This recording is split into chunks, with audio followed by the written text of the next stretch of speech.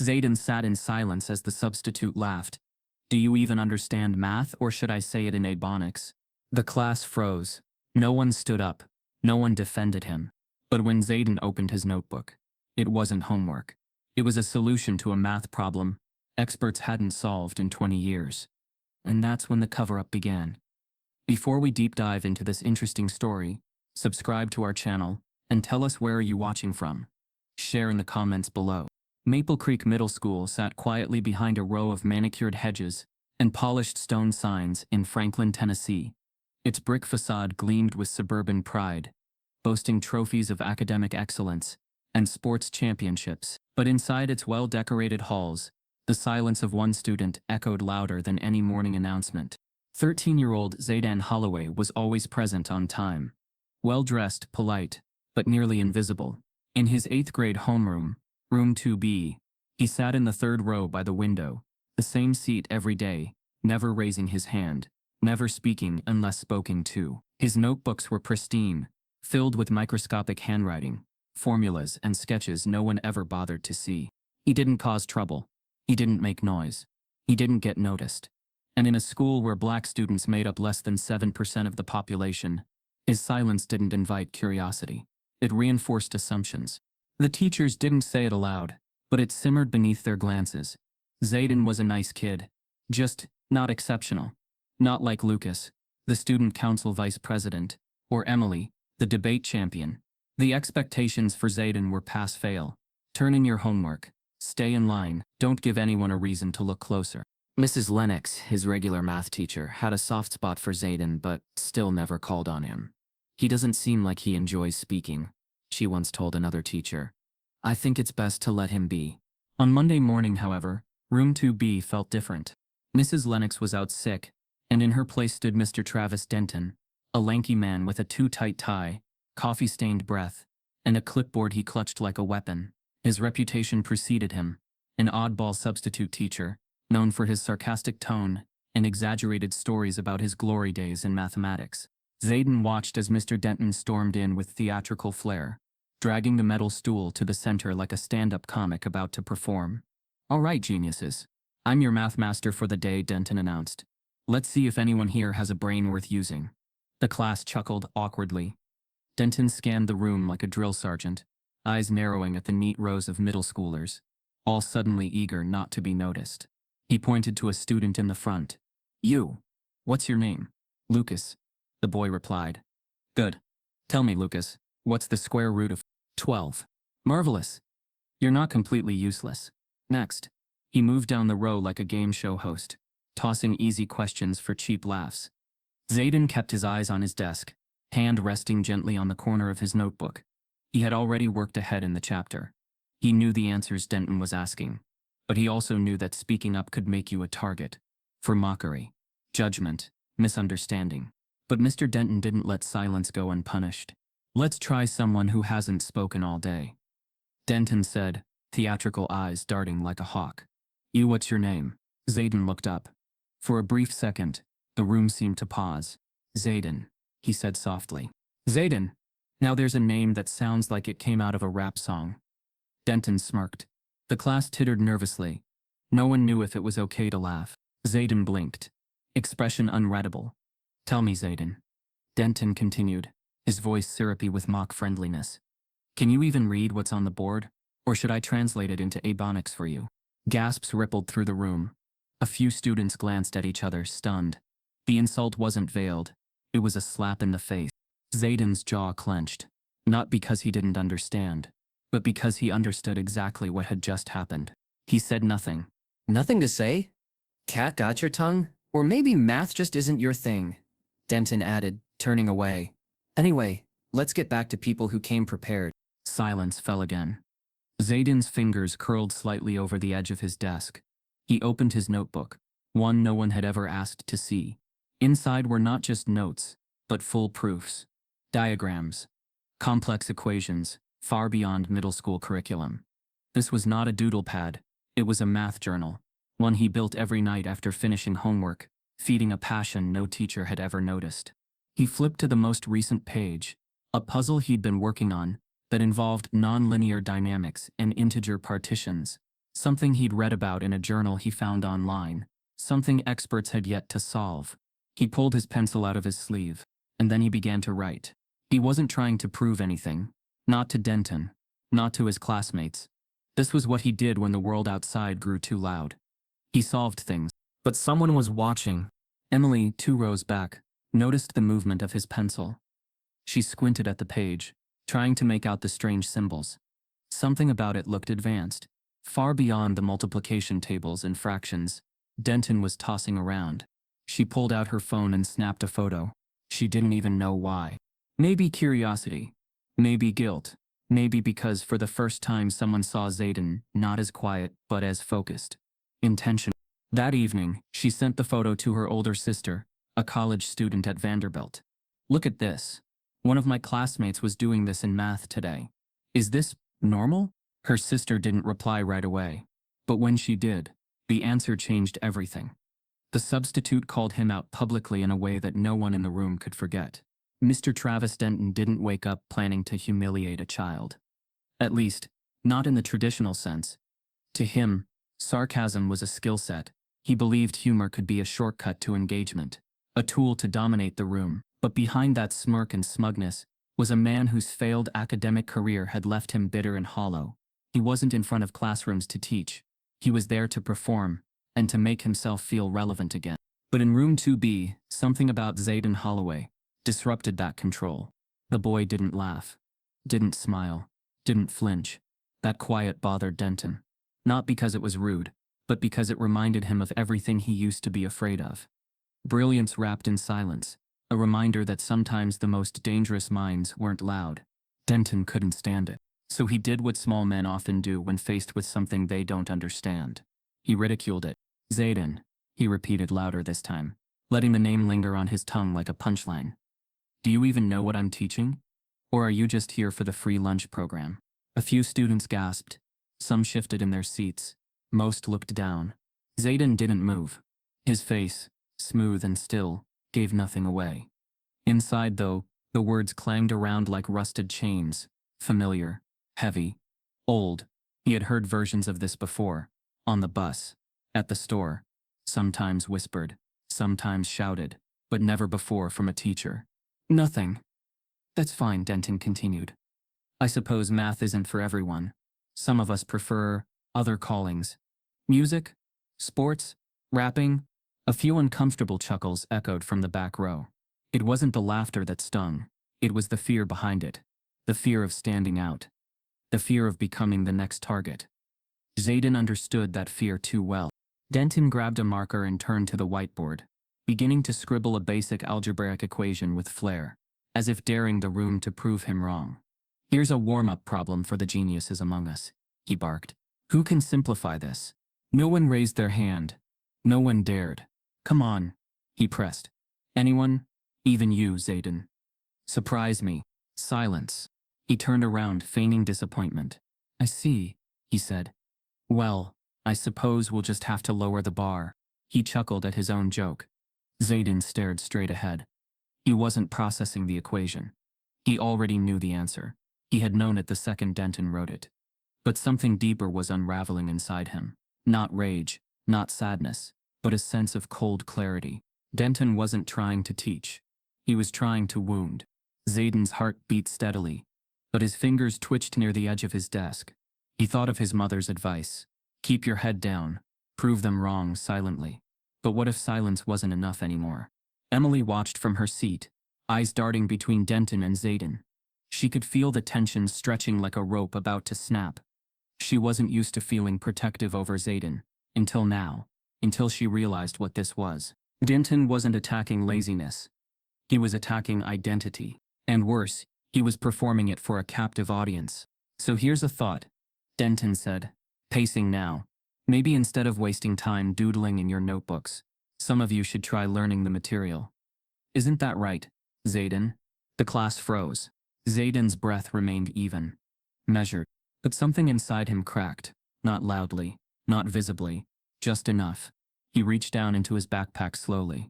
No one spoke. No one moved.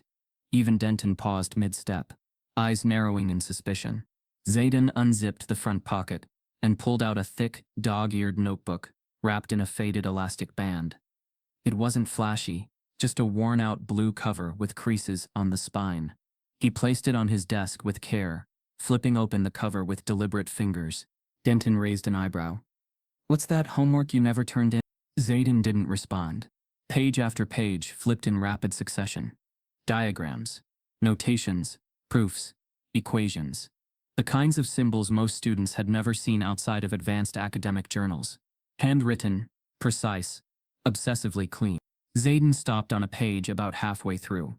It contained a full breakdown of a combinatorial number theory puzzle.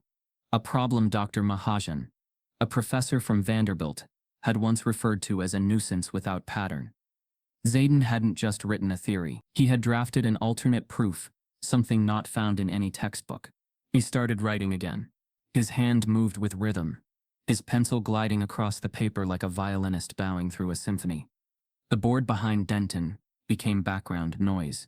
The mocking voice faded. The room dissolved.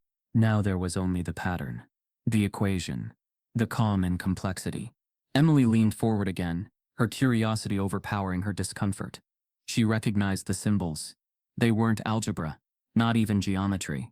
They looked different, elevated, purposeful. She pulled out her phone again, zoomed in slowly, careful not to draw attention. Denton finally noticed. He walked over to Zayden's desk, towering above him like a disapproving warden. "I'm talking to you," he said. "Close that." Zayden didn't lift his head. His pencil moved steadily, deliberately. "I said close that notebook," Denton snapped louder. No movement. The room went still. Denton reached down and slapped the cover shut. The crack of the notebook, snapping closed, echoed through the room. Zayden blinked once, calm, collected, then lifted his gaze to meet Denton's eyes for the first time. What Denton saw there unsettled him. Not fear, not defiance, but precision. "You don't belong in this classroom," Denton said quietly, his voice lower now. "You think you're smarter than the rest of us?" Zayden didn't answer. He didn't need to, because the answer was already on the pages. Emily texted the photo to her sister again, this time with a message. "This looks like real math. Like, serious math. Can you check?" Her sister was studying computer science and mathematics at Vanderbilt. She didn't respond immediately, but when she finally did, just 10 minutes after class ended, the message arrived in all caps.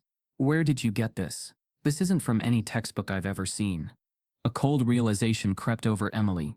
She reread the message 3 times, then looked over at Zayden as he calmly placed the notebook back into his bag. The bell rang. Chairs scraped. Students filed out in silence. But Denton stayed back, staring at Zayden like he'd just lost a game he didn't know he was playing.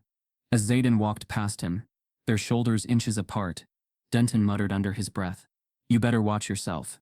Zayden paused, only for a second, then kept walking. By the time he stepped out into the hallway, the damage had already been done. But so had the shift. For the first time, someone saw him. Not as quiet, not as strange, but as something rare, something dangerous. And he had just begun to open the door. Zayden quietly pulled something from his backpack. A notebook that would change everything. The hallway outside room 2B buzzed with the usual late morning shuffle.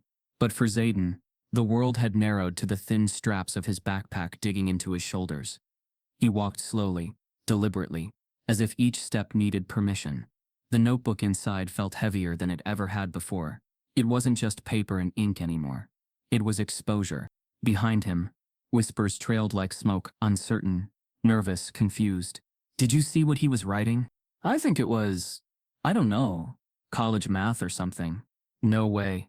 He never even talks." Zayden kept his gaze low, the sharp fluorescent lights flickering across the floor tiles like broken reflections. Every step replayed Denton's voice in his head, mocking, dismissive, narrowing him down to stereotypes. It wasn't new, but today it had cracked something in him. Something that made him open that notebook instead of keeping it buried. He reached his locker and rested his forehead against the cool metal. It grounded him, pulling him back from the whirlwind of attention he never wanted. "You okay?" a soft voice asked from beside him. "Emily." Zayden didn't look up. "I'm fine." She hesitated. "What you were writing, I've never seen anything like it." He shut his locker a little too hard, the clang echoing down the hallway. It's just stuff I like doing. It didn't look like 8th grade stuff, she said carefully. My sister thought it was, well, she thought it was complicated. Zayden shrugged, pretending not to care. Maybe. Emily tucked a strand of hair behind her ear, uncertain whether to keep going.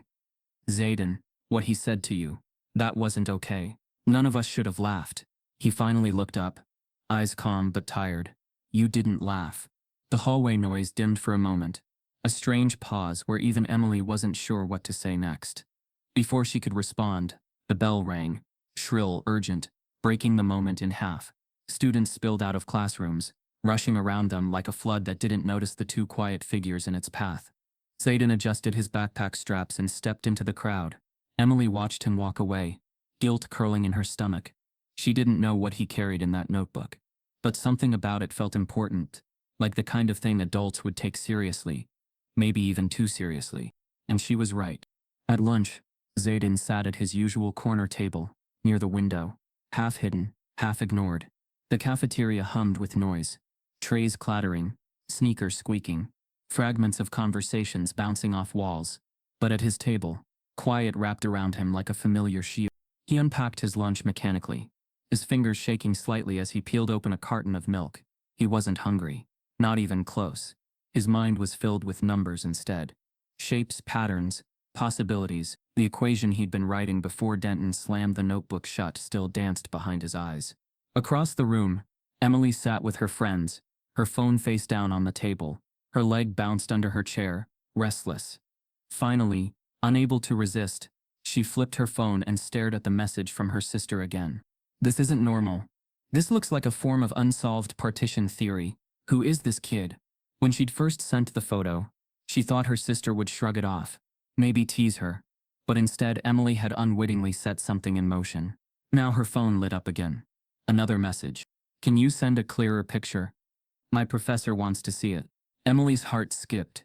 Professor? She hadn't expected that. She turned toward Zayden. He sat alone, shoulders slightly hunched, staring at the untouched apple on his tray. Guilt twisted deeper. I didn't meant to start anything, she whispered to herself. But the truth was already out of her hands. She typed quickly. I'll try. But before she could take a new photo, someone else beat her to it. Lucas. He stood near Zayden's table, with two other boys, their tray balanced in one hand. Lucas wasn't cruel by nature, but he had a talent for following attention, especially when the crowd favored him. Hey Zayden, Lucas said. Mind showing us that notebook again? Zayden stiffened. No. Come on, Lucas pushed. Everyone's talking about it. You could just show us. Must be nice having something special for once. Zayden looked at him with an expression that wasn't anger, just disappointment. I said no. Lucas scoffed and turned away. Whatever, man. Keep your secret. His tone was dismissive, but there was a flicker in his eyes, curiosity mixed with something sharper. Envy, maybe. Because Lucas had always been the one with praise, awards, attention, and now eyes were shifting, just slightly, toward the quiet kid in the corner. After lunch, in the science wing's quieter hallway, Zayden stopped by the drinking fountain. He leaned over, taking slow sips of water, letting the coolness settle the heat rising in his chest. He wasn't angry at Emily for taking the photo. He understood curiosity, but he hated being talked about, studied like he was a stranger in his own life. He lifted his head, wiping his mouth with the back of his hand. That was when he noticed the shadow behind him. He turned. Emily stood a few steps away. She opened her mouth, hesitated, then tried again. Can I talk to you? Zayden didn't move but didn't walk away either. Emily took that as permission. I sent the picture to my sister, she said quietly. She showed it to her professor. Zayden's stomach tightened. Why? I didn't think it would matter, she admitted. I wanted to know what it was. And now? He asked. Emily swallowed. He wants to see more. Zayden blinked slowly. A professor? Why? She exhaled, nerves trembling through the release. He says some of what you wrote looks like a new approach to a problem mathematicians still argue about. Zayden froze, not visibly, but internally everything stopped. The hallway felt too bright, too still, too exposed. He wants to know how you came up with it. Emily added. I didn't come up with anything, Zayden muttered. I just followed the patterns. That's kind of the point, Emily whispered. Zayden felt himself stepping backward, not physically, but mentally, retreating into the familiar walls he trusted. He wasn't supposed to stand out. His mother had warned him that brilliance could be twisted into threat when it came from boys who looked like him. He opened his mouth to speak, but a voice echoed down the hall. Zayden Holloway. Both he and Emily turned. Standing at the end of the corridor was Mrs. Harden, the assistant principal. Her expression was unreadable. Tight lips, narrowed eyes, a clipboard against her chest, like armor. "Come with me," she said. Emily's breath hitched. Zayden felt the weight of 100 worst-case scenarios pressing into his ribs. He followed. Inside the administrative office, the air smelled like stale coffee and disinfectant wipes. Posters about positive behavior expectations decorated the walls, a cruel irony given what he had endured that morning. Mrs. Harden gestured for him to sit, her expression stiff. She perched across from him, fingers steepled. "Zayden," she began, "there was an incident in class today, with Mr. Denton." Zayden said nothing. "I've spoken to him," she continued. "He told me you were being disruptive." His eyes snapped upward. "Disruptive?" he echoed. Mrs. Harden nodded. "He said you were ignoring instruction, writing unrelated material, and creating distractions." Zayden's pulse pounded in his ears. "He said you refused to follow directions, and were challenging his authority." Zayden felt a sting behind his eyes. Anger, disbelief, something deeper he couldn't name. He opened his mouth slowly. "He mocked me," Zayden said. "He said things he shouldn't have." "I'm aware of the claims," Mrs. Harden cut in. "However, Mr. Denton has been a substitute for this district for several years. His record is clean." Zayden knew what that meant. Her tone softened, not kindly, but condescendingly. Sometimes quiet students misinterpret firm teaching. The room blurred at the edges. His fingers curled against his jeans. Firm teaching. That's what they were calling it. Mrs. Harden sighed. "We'll monitor the situation. For now, I need you to stay focused and avoid behavior that could be seen as confrontational." Confrontational. For writing in a notebook. Zayden said nothing else. He couldn't trust his voice to stay steady.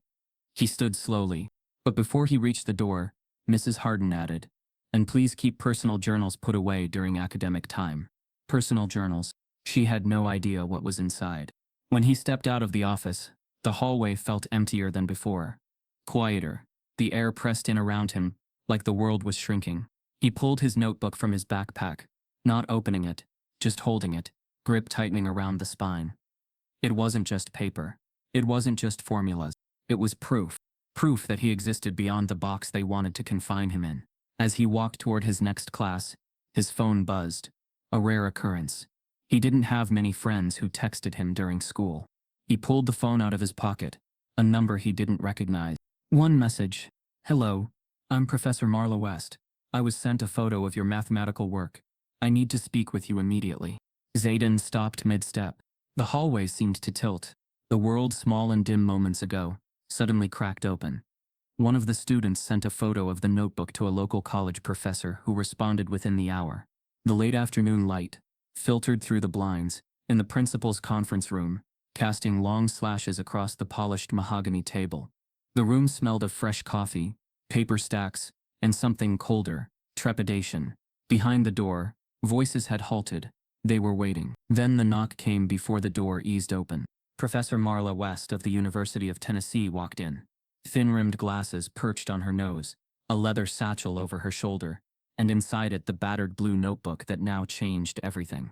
The faculty members around the table looked like they'd been ambushed. Principal Reed's face registered a pale flush. Teachers shifted in their chairs. A few school board representatives hovered near the back, name tags glinting under the lights. "Thank you for seeing me," Marla West said quietly, setting the notebook gently on the table. "I apologize for the sudden visit, but this cannot wait." Her voice was calm, but the tension in the room tightened. Reed cleared his throat. "Professor West, we appreciate your interest in Maple Creek Middle School. How may we assist you?" She opened the notebook and flipped to a marked page. "I came because one of your students appears to have solved a problem we've been working on for over 20 years. The words landed like a thunderclap. A murmur rose from the teachers. Some exchanged glances. Others looked down. West paused. "This isn't speculation. I compared his equations with papers from my research group. They match. And in some cases, they improve upon the published models." An assistant principal gasped. A substitute teacher's face turned stone. Reed's lips parted. Which student? He asked. West looked at his nameplate. Zayden Holloway. The name traveled around the table like a whisper in a cathedral. Some faces hardened, some softened, most dissolved into confusion. One of the board members leaned forward. Are you saying a student at our middle school solved a college-level logic puzzle? Yes, West said. And the work is indisputable. The proofs are valid. The results novel. For a moment, no one spoke. Then the substitute teacher, Denton, entered silently through the door, a clipboard in hand, and stopped cold when he saw West. West studied him for a beat before continuing. Mr. Denton, you know whom I refer to. Denton swallowed. His eyes flicked to the notebook. Reed scratched his forehead. We need time to process this. West placed the notebook upright and leaned closer. You don't have time. This must be published, peer-reviewed. The student needs protection and recognition. At that, a veteran math teacher cleared her throat. But Dr. West Middle School is not the venue for that. Her tone betrayed more than caution, fear. West looked around. That fear is exactly why I'm here. No one doubted the gravity of the moment. The school's polished corridors had never seen this kind of disruption. A child from their school, long ignored, quietly doing what experts couldn't. The irony was sharp enough to taste. But for many in the room, the irony also tasted like threat. Because if this student succeeded, then all the assumptions built around mediocrity, discipline, and racialized silence would wobble. Reed cleared his throat. We appreciate your passion, Professor West, but we must consider the implications for our school community, the district, and our students. Publicity must be managed. West closed the notebook for a moment, then reopened it to a different page, one that showed a detailed algorithm with annotations and margin notes. Your student didn't just solve the puzzle, he simplified it. He made it accessible. He rewrote a portion of it in his own notation. Gasps again. A young teacher whispered to her colleague, if this gets out, our programs might be questioned. West looked at her. And maybe they should be. That simple sentence hung in the air like a held breath. It revealed the unexpected twist. This wasn't simply about a boy doing advanced math. It was about the system built to overlook talent and sanction silence. The meeting stretched on into the subtle evening lights. Reed asked about confidentiality agreements. West asked for Zayden's academic dossier and promised anonymity until further notice. Teachers stood quietly, some avoiding eye contact. Eventually, Reed ended the meeting. Thank you, Professor. We'll follow up. West stood, collected her satchel, and paused at the door. Do not wait to act, she said. When a child breaks the mold, you cannot retroactively build the walls. Then she walked out. The door shut behind her. The faculty sitting at the table exhaled, some with relief, some with dread, all with the knowledge that nothing would ever be the same. That evening, in her small apartment near campus, Professor West opened her laptop and drafted the email that would shake the faculty lounge of the surrounding universities. Subject line: Urgent, middle school student solves unpublished problem. She typed, deleted, rewrote. Her fingers trembled, not because she was scared of the discovery, but because of the stakes involved. She attached images of Zayden's notebook, nothing identifying him yet, just the notebook pages and annotations. She sent to a list of 10 trusted colleagues in her field, mathematicians, professors, researchers known for their integrity and silence. Within minutes, replies began pinging in. Incredible. This could redefine integer partition theory. Please identify the student. We must publish this. Can we share with the department chair? Have you verified the proof? West responded. Yes, verified. We'll follow protocol. Then one reply made her pause. Is the student black? The terse question made her stomach drop. It wasn't about the math. It was about the color of skin. One professor tacitly acknowledged the elephant in the room. And in that moment, West understood. This was no longer just a mathematical breakthrough. It was a fissure in a system that assumed brilliance looked a certain way. She closed her laptop and stared out her window at the campus lights. The unexpected twist, she realized, wasn't just that a middle schooler solved a problem. It was that someone assumed his humility meant less. His silence meant deficiency. His presence meant invisibility. And now the world was noticing. Back in Maple Creek Middle School, the corridors were quiet the next morning. Eerily so. The students sensed change. Teachers whispered behind closed doors. The previous day's meeting had leaked in bits and pieces. Professor West visited. Students solved big problem. Notebook but nothing official. Just undercurrent. Zayden arrived early, backpack over his shoulders, notebook inside. He bypassed the cafeteria entirely and headed to the library, a place where silence was expected and questions seldom asked. He slid into a chair by the window, opened the notebook, and began to scribble. His mind stayed on the algorithm, iterating, refining, not just for novelty but for clarity. Emily found him there, standing at the edge of the table with 2 mugs of coffee, hers unsweetened, barely touched, his full of steam, untouched. He looked up. "Thanks," he said quietly. She shook her head. "No problem. Hey, Professor West visited, right? I mean, they talked about you?" Zayden closed the notebook slowly. "Someone told you." Emily nodded. "Yeah, but that means, this is big." Zayden didn't meet her gaze. "I don't want to be big." "But you are," she said, "and that's okay." He exhaled softly, and for the first time she saw the exhaustion underneath his calm. The previous days of invisible walking, invisible writing, they all built to this. The writing wasn't the real burden now. The attention was. Before she could say more, the librarian snapped at them. "Noise level, please. This is a library." They quieted. Emily sat opposite him. The silence between them wasn't empty. It had weight. "You know," Emily said, "people will ask you questions. Hard questions." Zayden looked at his notebook. "I know." They didn't speak again. He began to write. In the hallway, however, a figure watched through the glass partitions. Mr. Denton stood motionless, eyes fixed on the small table where Zayden and Emily sat. His shadow elongated across the tiled floor as though something dark in the school's design had stretched to follow him. Denton's face revealed a flicker of something raw: envy, fear, anger. He closed his eyes for a moment, felt the sting of being upstaged by a student. He turned, walked away, but paused at the top of the stairs leading to the administrative offices. He slowed his pace, then climbed. Inside the office, the phone directory glowed on the screen. District Legal Counsel. He stared at it, then picked up his phone, dialed, held his breath. "I'd like to report a potential risk to the district," he said. His voice was low, controlled. A moment later, on his desk lay a sheet with typed words: "Unauthorized access to students' personal work. Potential liability." He highlighted liability, underlined. He placed the sheet in a folder. Because the unexpected twist wasn't just Zayden's brilliance. It was the fact that brilliance dismantled comfort, and comfort fights back. Later that day, back at Professor West's office, she read another email. This one was from a major research group at MIT. Subject line: "Potential collaboration opportunity." It referenced the notebook pages. It referenced Holloway's theorem, already a title. She leaned back in her chair. The room darkened with evening. The novelty of the achievement wasn't new anymore. The novelty was in who got to claim it, protect it, and who might try to silence it. A soft knock interrupted her thoughts. Her graduate assistant peeked in. "Dr. West, this is the latest from the district. They want to keep communication internal for now." West nodded slowly. "I expected that." But, the assistant added, "they also mentioned press involvement." West's eyes flicked to the desk calendar marked with academic conventions and media deadlines. Press involvement. The scene she tried to control now rode the waves of public attention. She stood. "Then we must act carefully. The student's safety comes first." The assistant nodded. "Understood."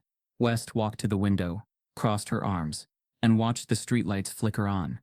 The revelation of a child's brilliance had triggered something larger: an institution's fear, the media's hunger, the public's surprise. But none of that compared to the quiet boy who carried the notebook, unaware of how far his ripples would travel. She turned back to her laptop, opened a blank email, addressed it, subject line: "Urgent, legal review required." She paused. This wasn't just mathematics anymore. It was about rights, recognition, protection. She clicked send. Meanwhile, across town, at the school gates, a black van with local news in bold letters rolled into the parking lot. The unexpected twist: what began as a quiet afternoon pursuit of truth had now become a spectacle. And Zayden was at the center, whether he wanted it or not. A local news crew caught wind of the story and arrived at the school gates. The cameras arrived before the school bell rang. By 7:45 a.m., vans lined the narrow sidewalk of Maple Creek Middle. Reporters adjusted microphones. Producers barked into headsets. The calm suburban facade transformed into a staged frenzy of lights, tripods, and whispers of a black math genius. They weren't just covering a story, they were circling prey. Inside, Zayden Holloway sat stiffly at his desk as students craned their necks to peek through the windows. His name was now in their texts, their TikToks, their class whispers. Overnight he had gone from invisible to inescapable. But what none of them knew, what Zayden himself hadn't expected, was how fast the world would try to shape the story to fit its comfort. Outside, a news anchor stood smiling beneath the school's flagpole. "Meet Zayden Holloway," she beamed into the camera. A quiet 13-year-old Tennessee student, with a gift that stunned college professors. A mathematical prodigy, hidden in plain sight. It sounded harmless, complimentary, even, but the subtext ran like poison through the script. Hidden in plain sight meant we didn't bother to look.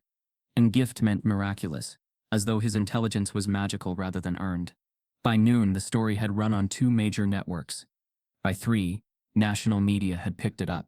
By evening, hashtags began trending. Gifted black boy, Zayden math genius, hidden no more. But Zayden didn't feel seen. He felt exposed. Because with every article, every headline, the framing twisted tighter. "He's so quiet. It's surprising. His natural talent is extraordinary. He doesn't fit the profile of a typical math genius." Zayden read those quotes with a pit in his stomach. What was the typical math genius supposed to look like? What profile didn't he fit? The answer stung. He wasn't white. He wasn't loud. He wasn't privileged. He was a quiet black boy from Tennessee, and somehow that fact still needed to be explained. That evening, at home, the Holloway family sat in a living room flooded with light from a camera crew. The news segment had asked for a home interview. Zayden sat beside his mother on their worn beige couch, hands clasped tightly in his lap.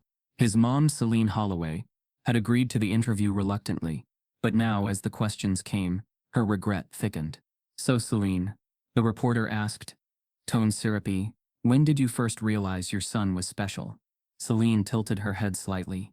"Zayden's always been brilliant. I didn't need a professor to tell me that." The reporter smiled, clearly not expecting that answer. "And what kind of support does a gifted child like Zayden get from a school like Maple Creek?" he continued. Celine's face stiffened. "Support? None. Not until someone outside told them he was worth seeing." The air shifted in the room.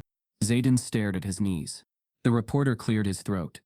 "But the school must have encouraged his learning somehow." "No," Celine said. "They ignored him. They dismissed him. Until a white professor validated him. And now suddenly they care." The crew shuffled awkwardly. The cameraman looked away.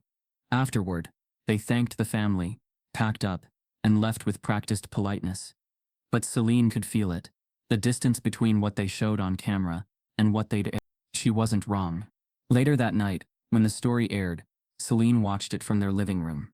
The reporter's voice rang out from the screen. "A shy boy from Tennessee with a rare talent. Zayden Holloway's story is one of natural brilliance, emerging despite the odds." Celine's jaw clenched. There was no mention of the mocking, no mention of the teacher who humiliated her son, no mention of the school's silence for years. Just a shiny, sterile, feel-good story. And then came the final quote. "Some kids are just born with it." That was the last straw. Celine stood up, grabbed her phone, and walked to the kitchen. Zayden watched her go, unsure what she was about to do. She turned on her front-facing camera. The lighting wasn't perfect. The background was plain. But her voice carried every syllable like a match striking gasoline. "Hi, my name is Celine Holloway. I'm the mother of the so-called gifted student. Everyone's suddenly talking about Zayden Holloway. I'm here to tell you what the media isn't." She took a breath. "For years, my son sat in those classrooms. Not once did a teacher ask what he was capable of. Not once did someone offer to challenge him. They didn't see his silence as focus. They saw it as failure. And now that he's proven himself, now that his work has been validated by someone with a title, they want to pretend they nurtured him." She leaned in. He wasn't born with some magic gift. He worked, he studied, he read, and they ignored him because of his skin, his quietness, his refusal to play the role they expected of him. Her voice cracked, but she didn't stop. "And now they're turning him into a feel-good story. But this isn't feel-good. It's infuriating. Because for every Zayden who gets noticed, there are thousands more who won't. Because they're not loud. Because they're not what the system is built to recognize. She paused. So if you're watching this, share it. Not for Zayden, but for the black students who are brilliant and buried. For the children who've been told they don't belong in honors classes, AP rooms, science fairs. Share it because the system doesn't just forget them, it buries them. Then she ended the video. She didn't edit it. She didn't add music. She just posted it. Raw, real, furious. Caption, tell the full story. Not just a gift. Zayden deserves truth. And the internet. It exploded. Within an hour, the video crossed 50,000 views. By midnight, 600,000. By morning, 3. Black parents flooded the comments with their own stories. Teachers messaged in private, admitting they'd seen it happen too often. Even some former Maple Creek students posted their own experiences about being overlooked, silenced, dismissed. The hashtags multiplied. Zayden deserves truth. Gifted, not anomaly. Systemic silencing. Black excellence ignored. And in the midst of it all, national conversations began shifting. Zayden wasn't just a math prodigy anymore. He was a symbol, not of genius, but of the brilliance ignored. Not of talent, but of bias exposed. Interviews that had once focused on gift now faced pressure to discuss gatekeeping. News anchors who once smiled now read statements from advocacy groups demanding reform in gifted education programs. And at Maple Creek? The faculty lounge was silent. Some teachers avoided eye contact with each other. Others deleted past tweets, fearing backlash. The school's administration scrambled to write statements, but every word felt like spin. Principal Reed sat behind his desk staring at his screen. The district had already called twice. Legal was involved. A media team had drafted a sanitized response, but it was hollow. Because how do you defend a silence that lasted for years? You don't. You just hope no one asks the hard questions. But someone already had. Celine Holloway. And now the world was watching. That same night, Zayden lay in bed, the blue notebook tucked under his pillow, not out of paranoia, but protection. It was more than paper now. It was proof, not just of his intelligence, but of what the world tried to erase. He scrolled through the video again. His mother's voice, so calm and unshaking, made him ache. He wasn't used to being spoken about like this, like he mattered. His phone buzzed. A message from Emily. You okay? He stared at the screen, typed, trying to be sent. A pause. Then she wrote, You did nothing wrong. He turned off the phone and stared at the ceiling. Her words helped. A little. But he knew the story was far from over. Outside in the quiet dark of a Tennessee night, the local media vans started returning. This time they weren't looking for a feel-good angle. They were hunting for a reckoning. That night, Zayden's mother posted a viral video calling out the double standards and the internet exploded. By sunrise, Zayden Holloway wasn't just trending. He was transforming a movement. What began as a simple clip of a Tennessee mother calling out media bias had ignited a digital inferno. Black Twitter, always swift and sharp, picked up the video and dissected it line by line. Commentators clipped phrases like he worked, he studied, and they ignored him into tweets, turning Celine Holloway's pain into a rallying cry. The hashtags weren't just trending. They were cascading. Zayden deserves truth. Black silence is not stupidity. Who else did they ignore? This is why we speak. For every retweet of Zayden's story came a new thread, testimonies from other black students across the country. One by one, they emerged like seeds finally finding sunlight. I was in all AP classes, but my counselor told me to take general math so I wouldn't stress myself. My teacher called me aggressive when I asked to be put in honors science. I taught myself calculus in 10th grade. My school said I cheated. They weren't exaggerations. They were receipts. Documented. Stamped. Archived in screenshots. Celine's inbox overflowed with messages from parents she had never met. Some crying, some raging, some begging for advice. Her video was now pinned to dozens of advocacy sites, reposted by celebrities, dissected in think pieces. She hadn't planned to start a war, but the war had started anyway, and this time people were listening. Meanwhile, the storm slammed into Maple Creek's pristine facade, like a wrecking ball. Inside the school, Principal Reed tried to hold ground, holding emergency meetings with the district's PR team and legal advisors. Every media inquiry was rerouted. Every staff member was instructed not to comment. But it was like trying to stop a river with a rake. And then came the twist. A former Maple Creek student, now 22 and attending community college, tweeted a video clip recorded 6 years ago on a now deleted phone. In it, a much younger Miss Travis Denton was standing in front of a classroom, making a joke about inner-city kids being good at stealing calculators, not using them. The clip had poor resolution, but his voice was clear. The room's awkward laughter only added to the discomfort. The tweet exploded. "This the same man who mocked Zayden? You been doing this? You telling me no one reported this?" But they had. Multiple times. And now, the cover-ups were unraveling. Screenshots surfaced of a parent's email complaint from 2021, then another from 2020.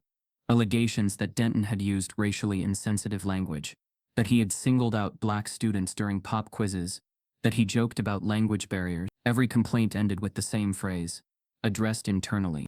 And that phrase now became a meme of shame. Addressed internally, yet buried publicly. News anchors began reporting not just on Zayden's genius, but on Denton's track record. What had started as an individual story was becoming a district scandal. Inside the faculty lounge, the air was thick with fear. Teachers whispered in clusters, no longer sure where to stand. Mrs. Hayden, who had taught Zayden in 6th grade, looked stricken. "He was always so polite. I should have noticed. I should have said something." Another staff member muttered, "We all should have." But some were angry, not at the injustice, but at the exposure. "This is a witch hunt," one muttered behind a closed office door. "We're being crucified over one kid." But even they knew, this wasn't just about Zayden. It was about decades of neglect. About systems built to reward mediocrity when it came in the right color, and punish brilliance when it didn't. Still, the district tried one last play. They issued a vague press release. "While we cannot comment on individual student matters, Maple Creek remains committed to equity and excellence. We are reviewing all allegations thoroughly." The internet wasn't impressed. Comments flooded in. They stayed silent until they got called out. Equity means nothing without accountability. Name the teacher. Apologize to the student. And then, just when it seemed the pressure couldn't build any higher, Mr. Denton disappeared. literally. On Thursday morning, Denton failed to show up for a scheduled substitute job at a nearby high school. No call, no email. By noon, the district confirmed they hadn't been able to reach him since the day before. Reporters scoured his social media accounts. His Facebook? Gone. Twitter? Deactivated.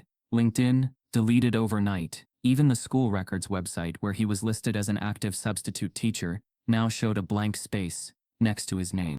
It was as if he had erased himself. Whispers of protective leave and legal advice circulated among staff, but nothing official was said. District administrators stopped answering calls. The school board declined interviews. But the public wasn't done. They began connecting dots, finding Denton's name on other school websites from past years. One parent posted a letter from 2015, where she had filed a complaint after Denton allegedly told her son to act less urban. Another found a PTA meeting transcript from 2019, where concerns about racial insensitivity among substitutes had been raised and quickly shut down. The puzzle pieces started forming a picture too ugly to ignore. Denton wasn't just one bad apple. He was part of a culture that rewarded silence, protected whiteness, and expected black children to shrink in their seats. In Zayden's home, the energy shifted from anxiety to exhaustion. Celine had taken time off work, phones constantly buzzing, advocacy groups called, universities emailed. One senator's office reached out requesting a formal acknowledgement. It was surreal, and it was suffocating. Zayden, meanwhile, sat on the floor of his bedroom with the blue notebook open in front of him. But he couldn't write. The formulas that once poured out of him like breath now sat silent on the page. Not because he was afraid, but because he was overwhelmed by being seen too late.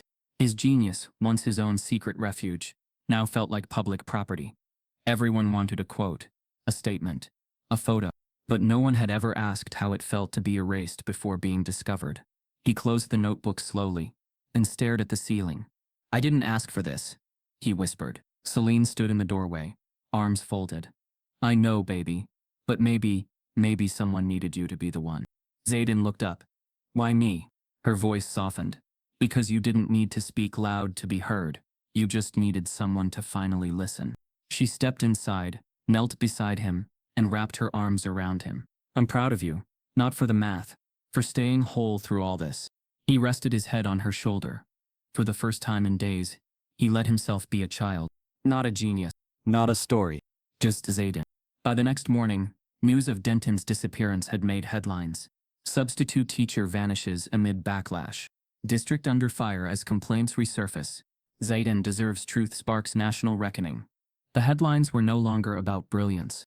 They were about buried stories, forgotten complaints, institutional gaslighting. The reckoning wasn't just about one boy.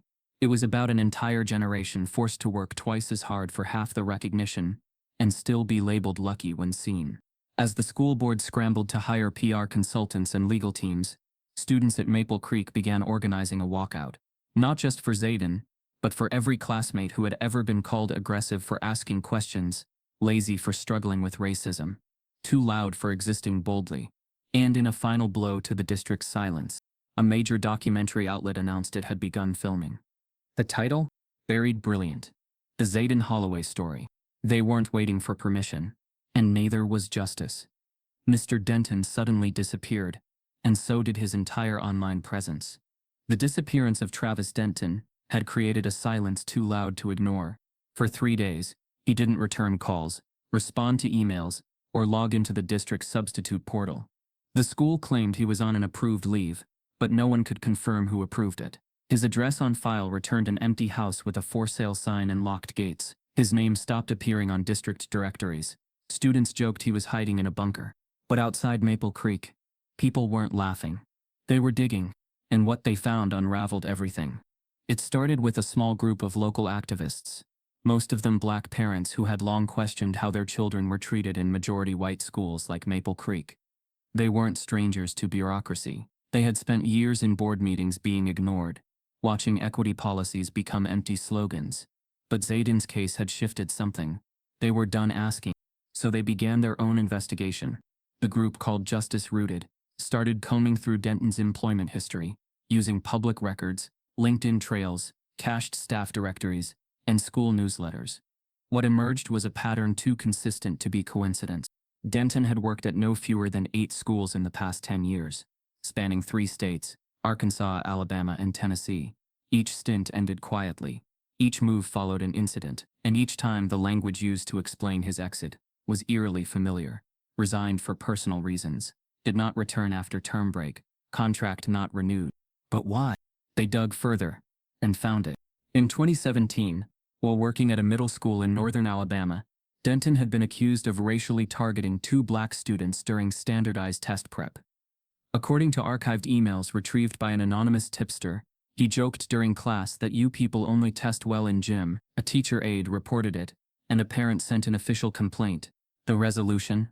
Handled at site level. The aide was quietly transferred. The parent eventually removed her child from the district. The paper trail didn't end there.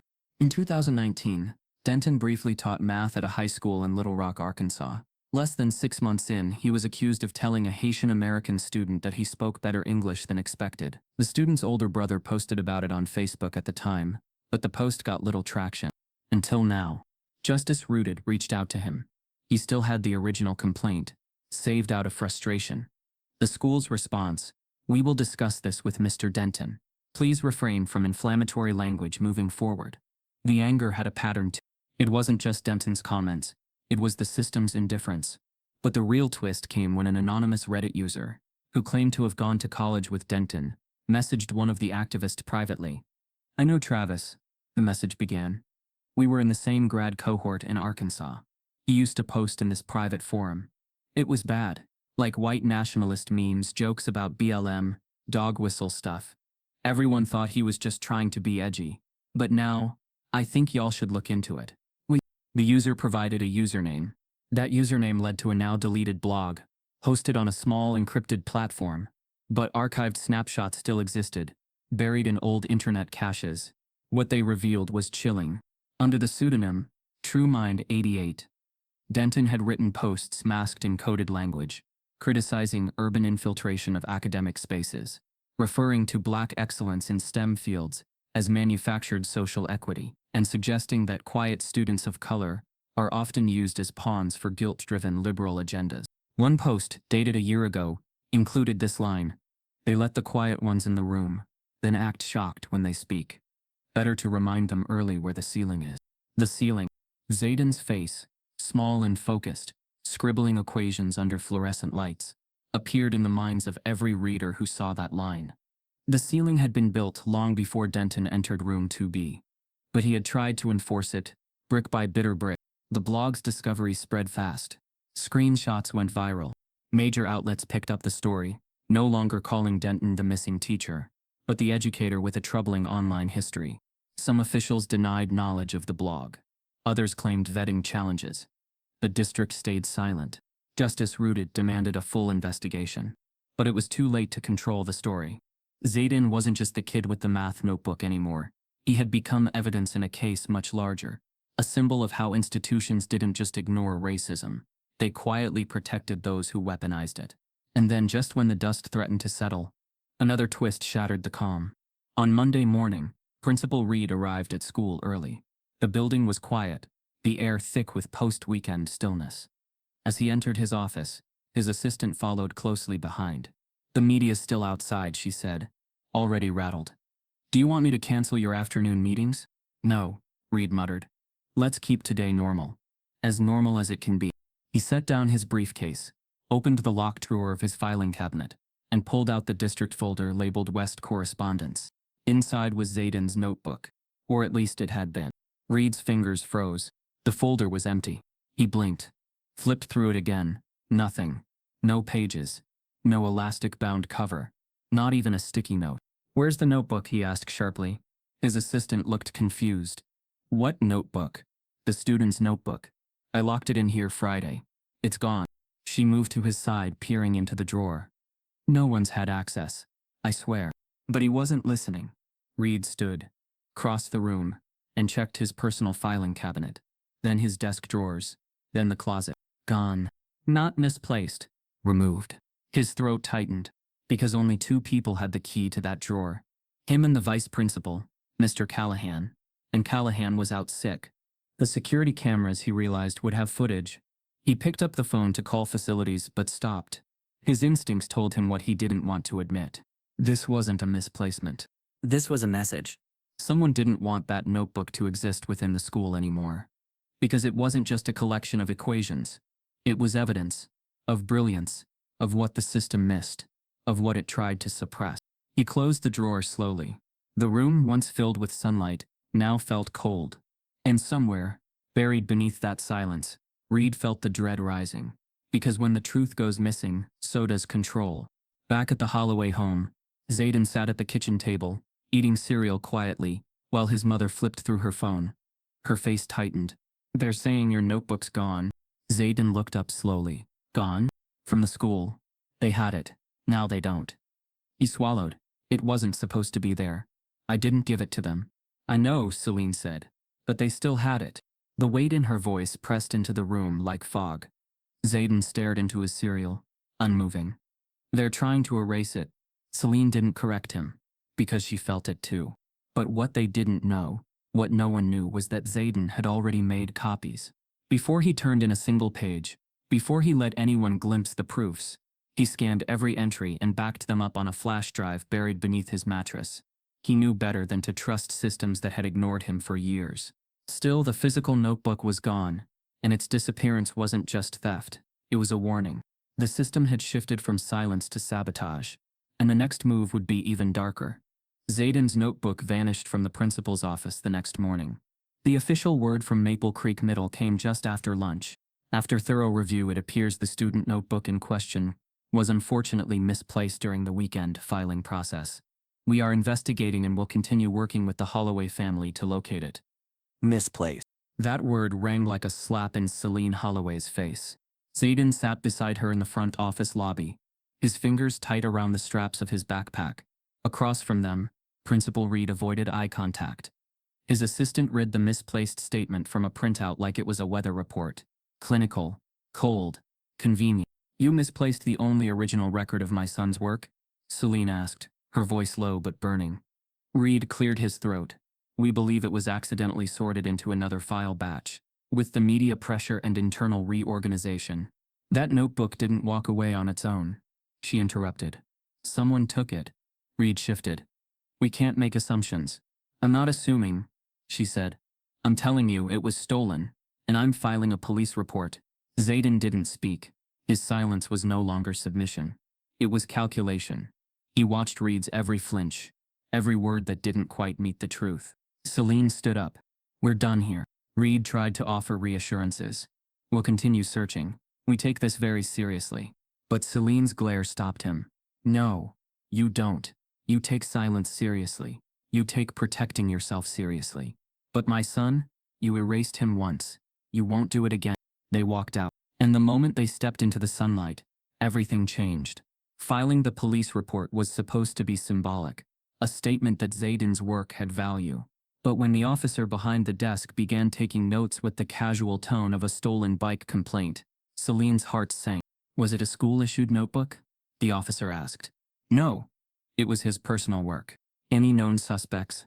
"Yes," she said. "The system." The officer blinked. "Excuse me." She leaned in. "Every adult who let that boy get mocked. Every teacher who ignored him. Every administrator who locked that notebook up like it was their property. That's who." The officer didn't respond, but he wrote the report. And that was enough for now. Later that night, at home, Zayden pulled a flash drive from the back panel of his desk drawer. It was small, dusty, worn from the countless nights he'd backed up each page of his work, just in case. He handed it to his mother. "They can't erase what I already saved," he said. Celine smiled, half in relief, half in heartbreak. Smart boy. But something still twisted inside her. They weren't just trying to erase his work. They were trying to erase his legitimacy. As if brilliance from a black boy only counted when it was filtered, edited, controlled. The next day, the story of the misplaced notebook leaked to the media. And once again, the internet erupted. People weren't buying the excuse. How does a school lose the notebook? It didn't go missing.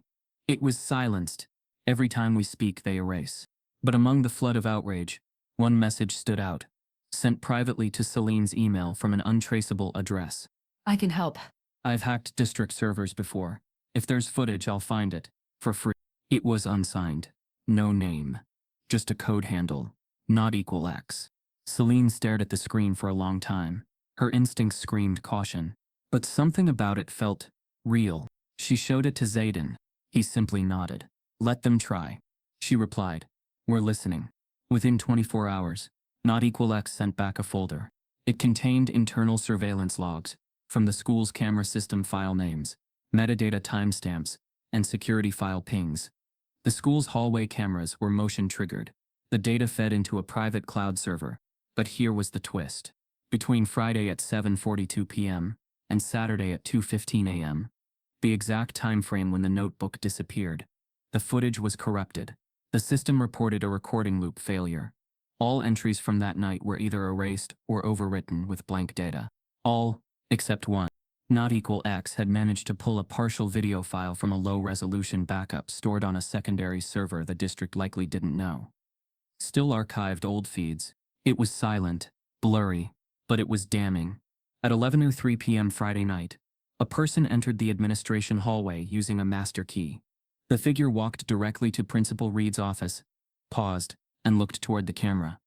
For one chilling second, their face became visible, just enough to recognize. It wasn't Reed. It was Vice Principal Callahan. He walked inside, stayed for 6 minutes, then returned. Before exiting the hallway, he paused again, then turned and unplugged the hallway security camera's Ethernet cable. The screen went black. That was the last footage before the system malfunctioned. Celine played the video again, then again. Zayden didn't say a word. Callahan, the man who once told Zayden to speak up more if he wanted to succeed. The one who said he didn't seem like leadership material.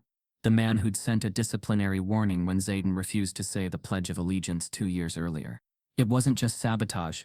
It was sabotage rooted in years of subtle control. The next morning, Celine didn't go to the school. She went straight to the media. She emailed the video file, the hacker's findings, the security logs, everything to 3 local reporters, 1 civil rights group, and an education watchdog. She attached one sentence. "They're not protecting our children. They're protecting their narrative." By noon, the story broke. Surveillance video suggests school admin covered up genius students' work. By evening, it had been retweeted 80,000 times. Callahan didn't show up to school that day, nor the next. No one answered his door. No one answered his district phone line. Just like Denton, he had vanished into the shadows of bureaucracy. But Zayden wasn't afraid anymore. He walked into school on Wednesday morning, his chin high, his backpack zipped, flash drive tucked safely inside his hoodie pocket. And this time, students moved out of his way, not because of fear, but because now they understood. The system didn't just try to break him. It feared him, feared what he represented, feared that the ceiling they built so carefully was finally cracking under his silence. And now, for the first time, someone inside the walls had confirmed it. That afternoon, as students buzzed about the leaked footage, and teachers pretended not to know more than they let on, Zayden sat in the library, flipping through his backup copy of the notebook, when Emily slid into the chair across from him. "I saw the video," she said. "The guy unplugging the camera." Zayden didn't look up. "They still think I'm the threat." She tilted her head. "You are." He blinked. "But not like that," she added. "You're a threat to the lie. That's why they're scared." He closed the notebook softly. "What lie?" She leaned forward. "That this place is fair, that it works, that kids like you only succeed when it wants them to." Zayden looked at her, and for the first time in days, he smiled. Small, tired, but real. Then a voice came over the intercom. "Zayden Holloway, please report to the main office." Emily looked at him. "You want me to come?" He shook his head. "It's fine." But deep down he knew this wasn't just a meeting. It was a turning point. Because when stolen brilliance threatens the system doesn't apologize. It doubles down. The footage showed a faculty member entering the office after hours, then cutting the cameras. The truth arrived in numbers. Following the explosion of Zayden's story, several national education analysts began pulling data. What started as social media outrage was now turning into statistical proof. Charts, graphs, and research papers flooded timelines, newsrooms, and Zoom panels. The conclusion? Zayden wasn't a miracle. He was a measurement, an exposed data point in a system engineered to miss people like him. Dr. Avery Wallace, an education equity researcher based in D.C., went viral for a televised segment where she broke it down plainly. "Let's be clear," she said, seated before a projected chart. "Black students make up 15% of public school enrollment in the U.S., but they only represent 4% of students identified as gifted through formal programs." She tapped the chart. "And most gifted referrals aren't based on standardized testing. They're based on teacher recommendations. That's where bias festers." The screen cut to footage of Zayden's mother testifying at a local education hearing, holding up a copy of his now famous notebook. It was grainy footage, but her voice cut clear. They didn't see genius because they weren't looking for it. Social media plastered the clip with captions. "The system isn't broken, it's designed. Stop calling Zayden an exception. He's proof of the pattern." What if the next Einstein already dropped out because no one saw them? Meanwhile, inside Maple Creek, the tension became suffocating. Teachers walked on eggshells, not because of guilt, but because of exposure. The gifted program director, Mrs. Levine, was asked by the school board to provide a list of students tested for advanced placement over the past 5 years. When the list was leaked, it showed an ugly reality. Of the 312 students screened in that period, only 11 were black. Only 3 were accepted into the program. Zayden's name wasn't even on the screening list. He had never been referred. Not once. Not by Mrs. Lennox. Not by Reed. Not by Callahan. He had existed just below their radar, and they had chosen to keep it that way. Celine stood at the next board meeting, holding the report in one hand and a microphone in the other. "This isn't oversight. This is erasure," she said. "My son didn't just slip through cracks. He was buried beneath your assumptions. And now you want to talk about process errors. No, talk about your prejudice." One board member tried to interrupt. She didn't let him. "I'm not here to make Zayden the mascot of your reform. I'm here to make sure no other child spends years being invisible in a system built to serve the comfortable." The room was silent, because there was nothing left to argue. Experts kept stepping in. Dr. Lillian Chavez, a cognitive science professor from Stanford, published a journal piece titled "When Silence is Mistaken for Stupidity." In it, she argued that behavioral traits like quietness, eye contact avoidance, or cultural differences in communication were often interpreted as disengagement, especially when shown by Black and brown students. "These misinterpretations have generational consequences," she wrote. "We punish them for not fitting our narrow mold of giftedness, then claim there weren't enough qualified candidates. It's not a pipeline issue. It's a perception one." Zayden became a case study, not of genius but of misjudged potential. In that framing, many others began to emerge. Across the country, school districts were forced to audit their gifted identification practices. A group of students in Detroit launched their own equity tracker, collecting anonymous stories from peers. A law student in Atlanta began working with a nonprofit to push state legislation mandating blind gifted testing in all public middle schools. Zayden had become the seed of a much larger harvest. But not everyone was ready to see the truth. Inside Maple Creek, pockets of resentment grew like mold in dark corners. A small group of parents, some anonymous, some emboldened, began pushing back. They emailed the district, posted on community forums, whispered in PTA meetings. Why is this one kid getting so much attention? Was the notebook even his work? Seems convenient he had backups. Are we sure this wasn't staged for media attention? It was the same pattern Celine had warned about. Praise morphing into suspicion the moment a black child refused to be grateful for breadcrumbs. But Zayden didn't flinch. He kept his head down, kept writing, kept solving. His mother had taught him one sacred lesson. Your gift doesn't belong to them. It was never meant to be small enough for their comfort. Still, the pressure was mounting.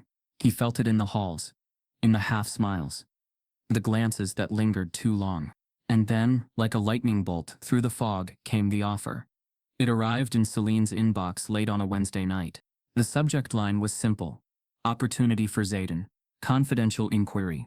The email came from a woman named Simone Glenn, VP of Education Partnerships at CoreMinds, a renowned Silicon Valley innovation firm, known for cultivating young prodigies and investing early in their intellectual development.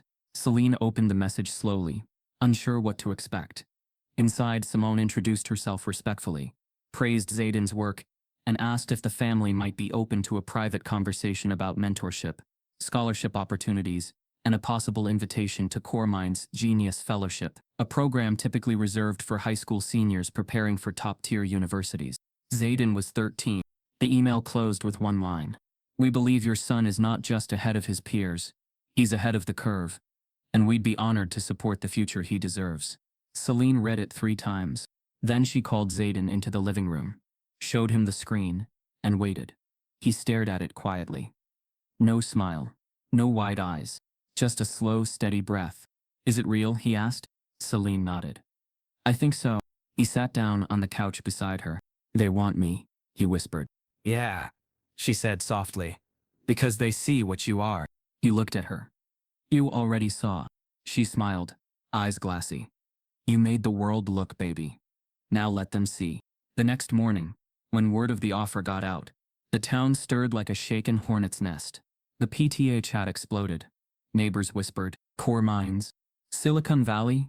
They weren't offering him a scholarship.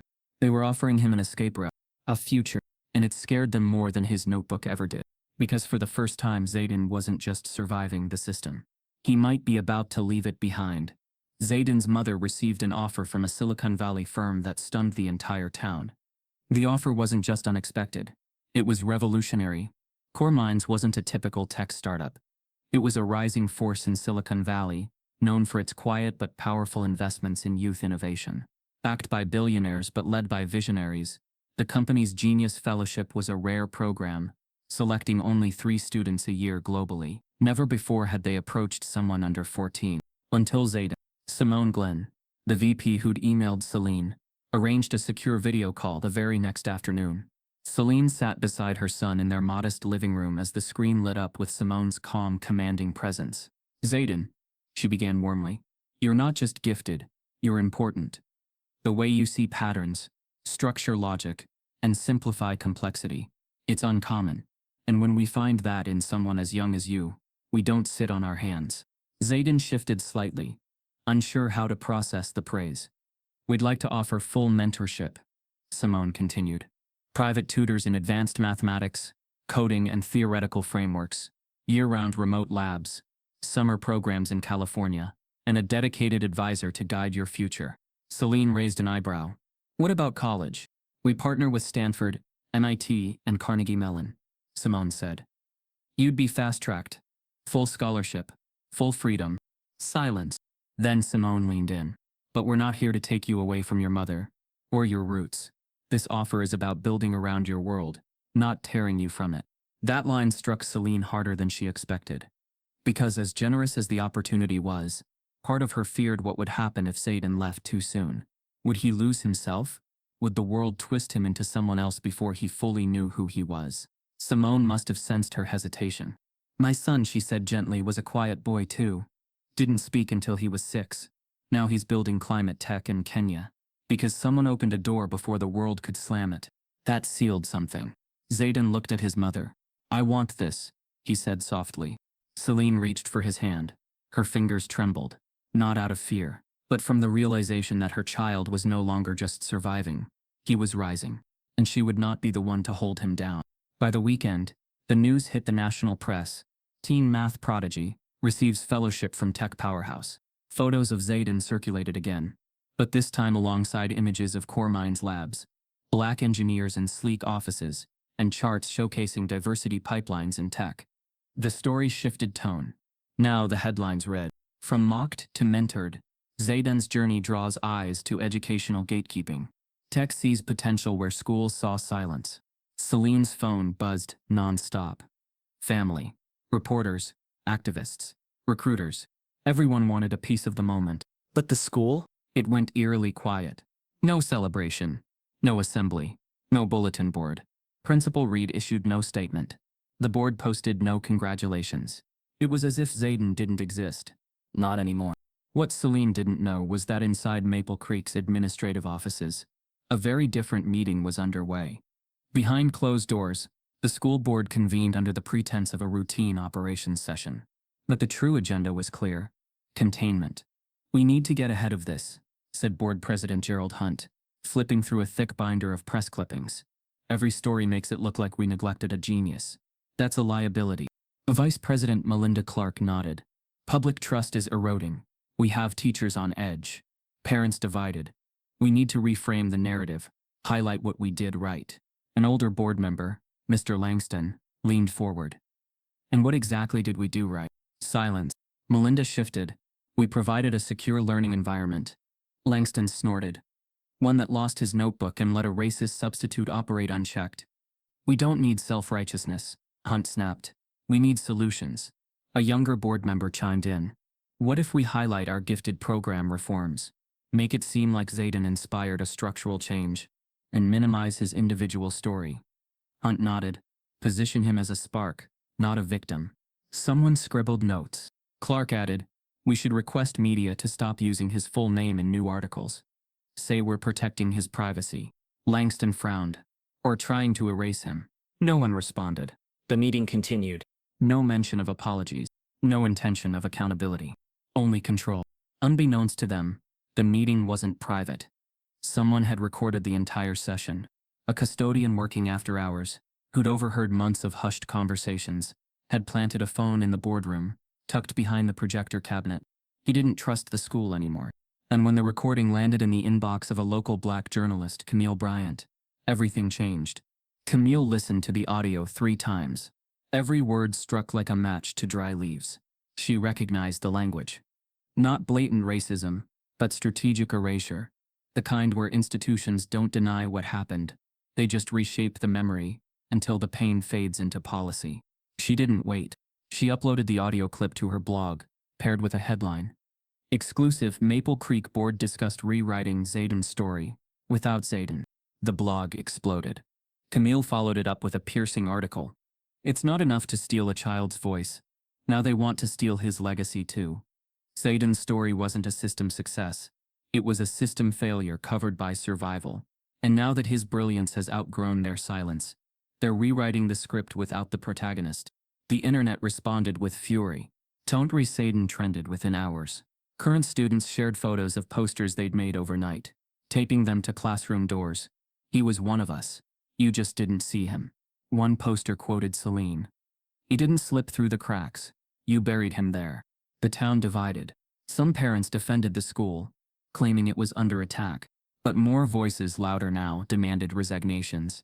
Camille's article became a rallying point. Activists pushed for transparency, demanding the board release the full recording. They didn't, because it wasn't just about Zayden anymore. It was about every name they'd swept under the rug. Zayden watched the fallout from his bedroom. He was still trying to wrap his head around what it meant to have options. Core Minds had sent over their contract. His name was printed in bold at the top. They would pay for all academic expenses, send him equipment, arrange mentorships with professors. He could start as soon as next month. He turned to his mother. "What if I'm not ready?" She smiled. "Then you take one step at a time. But you don't have to walk backward to stay safe anymore." That hit hard. Because for years survival meant shrinking. Now it meant choosing. He nodded. Quiet. But steady. The next day he returned to school. Not because he had to, but because he wanted to. He walked the halls slowly, the flash drive still in his pocket, his head high. In room 2B, the same window-side desk waited. Students stared. Some nodded. Some looked away. But Emily walked straight up to him. "You're still you," she said. He blinked. "That bad?" She smiled. "That brilliant." He didn't say anything else. He didn't need to. Because for the first time his silence wasn't mistaken. It was respected. Even feared. And somewhere deep in the district offices, a storm of meetings, lawyers and redacted memos scrambled to contain what couldn't be boxed anymore. A black boy had been seen, and now they couldn't unsee him. A leaked recording revealed the board discussing how to spin the story and erase Zayden from it. The moment the leaked boardroom recording went public, the school district shifted into crisis mode. Not apology. Not reform. Control. Within hours, an internal memo was quietly circulated to all Maple Creek staff. It read, "Effective immediately, all faculty and staff are instructed not to engage with media inquiries regarding Zayden Holloway. Violation of this directive will result in disciplinary review." It was unsigned. No one had to guess who sent it. The goal was obvious: suffocate the story, isolate the family, and contain the backlash before it turned into a legal avalanche. But the district underestimated one thing.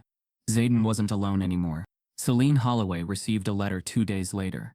It wasn't from the press or Core Minds, or even a legal firm. It was from Maple Creek itself. A formal notice. Her son was being considered for expulsion. The reason: ongoing safety concerns, disruptive media attention, and potential risks to the educational environment. Celine stared at the letter in disbelief, hands trembling, rage building in her throat like wildfire. "They're saying he's a threat?" she said aloud, waving the letter in the air. "After everything?" Zayden stood in the doorway, still dressed from school, backpack half-zipped. He read the letter without stepping forward. "They want me gone," he said quietly. "No, baby," Celine whispered, pulling him into her arms. "They want their shame gone. They just think it's wearing your face." She didn't wait for a meeting. She called every lawyer she knew, civil rights groups, the ACLU, and Camille Bryant, the journalist who had exposed the board's secret recording. By the next morning, the headline was everywhere. "District moves to expel prodigy," citing safety after exposing their cover-up. The backlash was swift and brutal. Comments flooded the district's social channels. "This is retaliation." They praised him when it helped them. Now they punish him to save face. "He's not the threat. Your lies are." Students at Maple Creek staged a walkout. Dozens stood in the parking lot, holding signs. "Let Zayden learn." Gifted, not dangerous. Expose racism. Not students. But inside the school, the climate turned colder. Teachers whispered. Some avoided eye contact. Others looked scared. Scared of being associated. Scared of being next.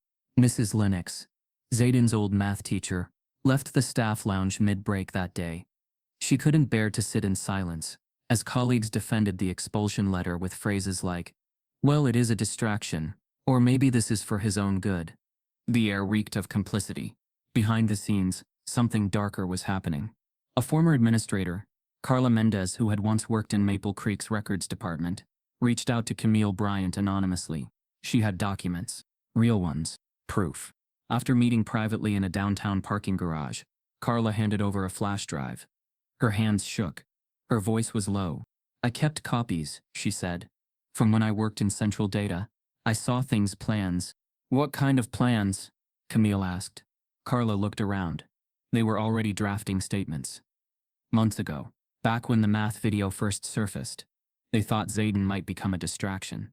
There's emails, memos. They discussed painting his mom as unstable, discrediting her publicly if needed. Camille's face darkened. They were ready to attack her? They never said it out loud, but it was all implied. They called it narrative framing. I knew what it meant. Camille took the drive. You're brave. No, Carla whispered. I'm late. She turned and walked away. The documents were damning.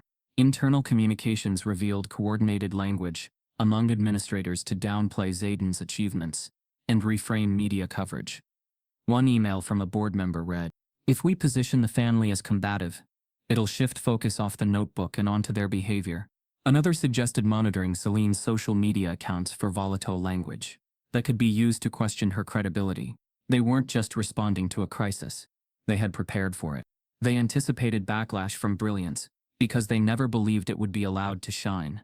Camille released the story, and the internet lost it. Protect Zayden. District sabotage. Black excellence under attack. But with truth comes danger.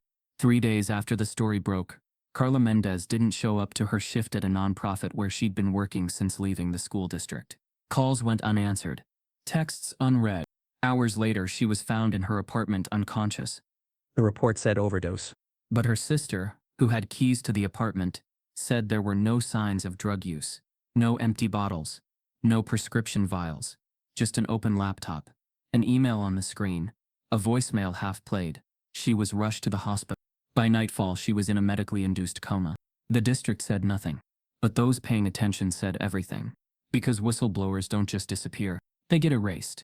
Zayden found out the next morning at breakfast. His mother didn't want to show him the article, but he had already seen it on his phone. Carla helped, he said. She told the truth. Celine sat down beside him, and they punished her for it. He looked at her. Are they going to come after us? She didn't answer. Instead, she reached across the table and took his hand. They've already tried, she said. And we're still here. That silence held something sacred. Not fear. Strength. Across town, the district scrambled to explain. But they couldn't. Not convincingly. Because the pattern was too clear now. Mock. Ignore. Gaslight. Retaliate. That was the cycle. But Zayden had interrupted it. And now the system was cannibalizing itself. Desperately trying to erase what it couldn't control. The board announced an independent investigation into whistleblower safety. No names were mentioned. No accountability offered. But the community wasn't fooled anymore. Carla's hospital room became a site of quiet pilgrimage. Activists, teachers, former students, all left notes, candles, messages of support. One read, "You didn't betray the system. You protected the truth." Another, "Thank you for seeing him when others chose blindness." Back at Maple Creek, the expulsion effort stalled. Legal pressure, media scrutiny, student protests. The district backed off, but they didn't admit defeat. They pivoted.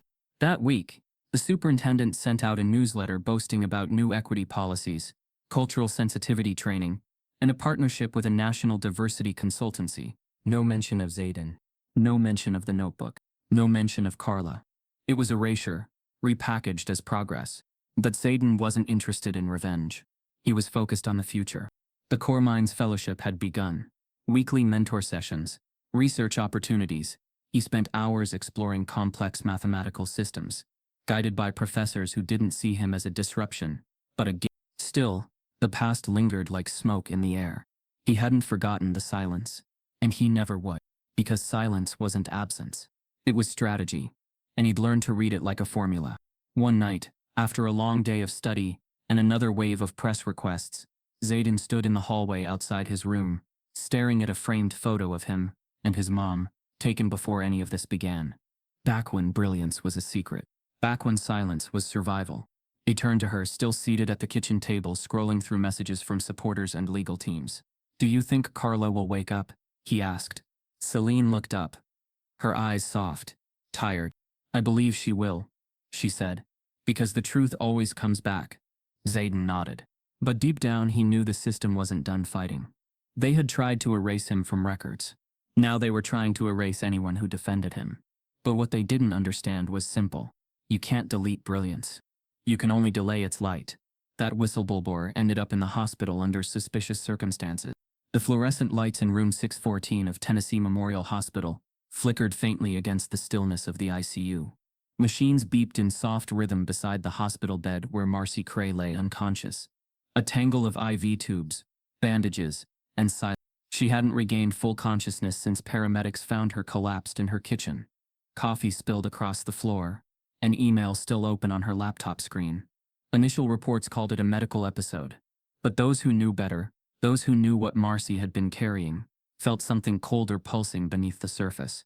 Because Marcy Cray wasn't just an ex-administrator. She was the woman who had quietly saved years' worth of emails, files, recordings. She had been collecting evidence of what the district buried behind their polished handbooks and hollow diversity pledges. And someone had found out. 3 days after her hospitalization, a local civil rights group known as Firewall Justice received an encrypted link sent from an unknown Gmail account. Inside were cloud backup credentials to Marcy's private drive, automatically synced from her work laptop and cell phone before the incident. There was no note, just a single line typed into the subject line. "If I can't speak, let this speak for me." Firewall Justice's lead investigator, a 32-year-old black data analyst named Malcolm Ellison, cracked open the folder late that night, in his downtown apartment. At first it looked like standard administrative clutter: meeting minutes, student rosters, calendar invites. But deep within a subfolder labeled Policy Drafts Hold, Malcolm found a file simply titled Zayden Holloway, Pre-Dossier. His pulse quickened. He opened it. And what he found wasn't just disturbing. It was calculated. The pre-dossier outlined a plan to preemptively manage the narrative around Zayden.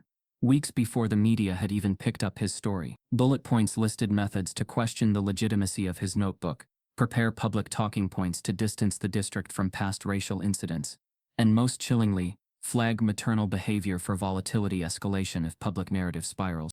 Celine. They had targeted her before she even spoke. There were internal notes, suggesting collaboration with trusted community partners to redirect public attention toward reform, rather than failure. This wasn't damage control. It was propaganda, and Marcy had saved all of it. Malcolm kept digging. He found video screen recordings. Marcy had used a screen capture tool during Zoom calls with board members. Most clips showed meetings that looked harmless, until one detail shifted them. Carefully worded phrases like PR cleanup, behavioral optics, community distraction windows.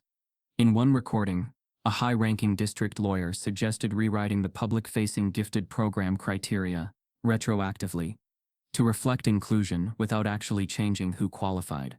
"Optics is impact," she said casually, sipping from a stainless steel water bottle. "They don't need to know the metrics stayed the same." Malcolm paused the clip. The temperature in his apartment dropped. He knew this wasn't just a local scandal anymore. It was a map, a blueprint for institutional erasure, perfected over years. But the final twist came tucked inside a nondescript folder titled Alumni Notes. Inside was a scanned memo dated over a decade ago. It referenced community alignment and sustaining legacy support. It outlined a closed-door meeting held in 2012 between school board members, 2 wealthy donors, and a local judge. And at the bottom of the memo was a name that froze Malcolm in place. Isaac Crenshaw, the wealthiest man in the county, owner of multiple construction firms, chair of the Chamber of Commerce, lifetime sponsor of Maple Creek Scholarship Fund, and until recently, silent backer of the district's budget expansions. The memo named him directly. Per IC's recommendation, it is agreed that optics-driven strategy will include keeping controversial student cases out of media exposure. Public disruption will be minimized by working with select faculty to identify high-risk behavior profiles early. High risk, meaning loud, meaning unapologetic, meaning loud. Malcolm closed his laptop slowly. The orchestrator had a name, and now, the world needed to hear it. Back in the hospital, Marcy stirred. The nurse leaned over her. "Ms. Cray, can you hear me?" Her eyes opened slowly, clouded but aware. Her mouth moved. No sound. The trauma had damaged her vocal cords. "Temporarily," doctor said. But Marcy wasn't panicked, because she knew her voice already lived elsewhere. The files had been sent. The truth had been released. And it was already louder than anything she could say. Camille Bryant, the journalist, broke the story 24 hours later. Her headline ran bold across every local news outlet. Whistleblower files reveal decade of racial cover-ups. Local power broker implicated. The subheading named him without hesitation. Isaac Crenshaw behind systemic suppression of minority student achievements, documents show. The reaction was immediate. Protests erupted outside Crenshaw Industries. Employees walked out. Local politicians scrambled to distance themselves from him. His foundation website was taken offline within hours. But the story didn't stop there. Camille posted the full pre-dossier PDF, and the public finally saw what Zayden's family had known all along. The erasure wasn't accidental. It was engineered. At Maple Creek, students were stunned. Teachers whispered in copy rooms, glancing over their shoulders. One staff member anonymously leaked an internal email from Principal Reed. All staff are reminded not to engage in public discourse related to Mr. Crenshaw or referenced documents. Stay neutral. Avoid confrontation. Neutral. While a child's brilliance had been buried. While a woman's life now teetered in an ICU bed. While an empire of suppression trembled under the weight of a boy's notebook. But some students didn't stay neutral. They painted murals in the art hallway. Zayden's face beside equations. Over the words, "You tried to silence us. We wrote it down." Others rewrote the school anthem to end with, "We rise not because you let us, but because we refuse to disappear." Zayden sat with his mother that evening, watching the news play Camille's segment on loop. He didn't speak for a long time. Finally he asked, "What happens now?" Celine looked at him. "At some point they'll stop pretending they care. Then they'll start pretending they never heard us." He nodded. "And we'll remember." She smiled. "More importantly, we'll remind them." Outside, protesters held candles in front of the hospital where Marcy lay. The light spilled into the street. It wasn't just about one boy anymore. It was about every name lost to a system built on silence. But now, that silence was breaking. One document named a powerful community figure as orchestrator of the entire suppression scheme. The auditorium lights shone brighter than ever before. Thousands of chairs spread out beneath a vaulted ceiling. The hum of cameras and murmurs of anticipation echoing off the walls. On the stage's edge, there was a single spotlight aimed at a slim podium. Behind it, a large screen projected his name in bold. Zayden Holloway, keynote speaker. The tech giant's logo glowed quietly in the background. The donor's name appeared in small print in the corner of the program. But beneath all of that, something else waited. A moment of reckoning. Zayden stepped forward. He was dressed simply, dark slacks, a crisp white shirt, blazer unadorned, no tie, no flashy jewelry. The stage, built to publicize him, now felt like a field of full disclosure. He placed his hands firmly on the edges of the podium and surveyed the audience. Thousands of eyes focused on him, not as a quiet student in the back row, but as someone who had the mic. He inhaled, then spoke not loudly, but with a voice that carried. "Good afternoon," he began. The words weren't loud, but the room leaned in. He paused. "My name is Zayden Holloway. I'm 13 years old." A murmur split the crowd. He continued, "I stand here because for years I sat quietly. I sat because I was told that silence meant safety. I sat because I was told I wasn't ready. I sat because the rooms I entered weren't built for kids who looked like me." The sentence hung. The spotlight shifted slightly. Cameras reflected in his eyes like stars. He opened his notebook. Not the one in the drawer, but a small folder of index cards. He didn't shuffle. He didn't hesitate. He spoke. "I solved a problem most adults said was unsolvable, and people applauded. But before the applause came, I sat ignored. I sat unseen, because they saw quiet and they thought it meant submission. It didn't." His voice steadied. "It meant I was listening, learning, building." The audience held its breath. He glanced up. "You see a gifted black child." That's what the headline said. But I want you to hear a different phrase. A child whose intelligence was assumed absent until a man with credentials recognized it. A boy whose potential was dismissed until the world stood still, and then asked why. And the question isn't why him, it's why so many don't get asked at all. Heads nodded. Some people reached for their phones. Others set them down. He paused again. "This isn't a story about a miracle. It's a story about a system. A system built to celebrate certain children. Quiet ones, yes, but only if they fit a badge. Only if their brilliance is convenient. Only if they stay silent after they're seen. I won't." A ripple moved through the crowd like a wave crossing a lake. The projector shifted to a slide behind him. It displayed a classroom photo. The young student body of Maple Creek Middle School. One seat in the front row had a small red dot above it. Under it, text. "This was mine," he pointed. One seat. One opportunity. One narrative. Then the substitute teacher walked in. He didn't name him. The image froze. A slight tightening at the corners of his lips. He mocked me. Called me unfit. Said the board had designed the ceiling for someone else. He didn't know I was listening. The audience exhaled. He raised one hand. But I didn't break the ceiling. I saw through it. And I'm still building. Applause broke out. But he held on. Don't applaud me yet. The sound faded. Look around you. See the others. Because for every moment you celebrate, you allow dozens of others to fade. Cameras zoomed. Twitter hashtags floated live across the screen. Let them see. Quiet, not invisible. He shifted to the next card. My work, that notebook you read about, was never just mine. It carried the equation of thousands of students, erased, suppressed, told to quiet down. The math wasn't singular. It was symbolic. And those symbols become seismic. When enough people refused to stay silent, the hush returned. Then came an unexpected twist. He pulled from his blazer a worn, leather-bound copy of the private blog archive. He explained, I want you all to know, this wasn't just me. They planned for me. They prepared for me. When a former teacher wrote in a private forum that quiet students would be tolerated only if they never spoke, I saved it. Proof that doors were closed years before I walked through them. He held the blog screenshot up. The audience gasped. Some sat rigid. Others lowered their phones. He continued, which is why this moment matters. Not because I solved a problem, but because I exposed one. Not just math, not just a boy, a barrier. People nodded. Teachers sat forward. Board members glanced nervously at one another. He took a breath. But I'm also asking you not to listen to me. Listen to yourselves. Listen to the students sitting quietly in your classrooms who haven't raised their hands because they believe no one expects them to. Because the system doesn't expect them to. He shifted to a final point. Referrals for accelerated programs, underrepresentation in gifted screening. These aren't mistakes. They're structural decisions. And until we change the framework, until we raise the bar for both access and expectation, the result will always be the same. Brilliance buried beneath silence. Tears glistened in some audience members, phone recordings humming in others. He didn't reach for applause. He reached for change. He closed his speech. I don't know what happens next. I don't have guarantees. But I refuse to be invisible anymore. Not for me, and not for them.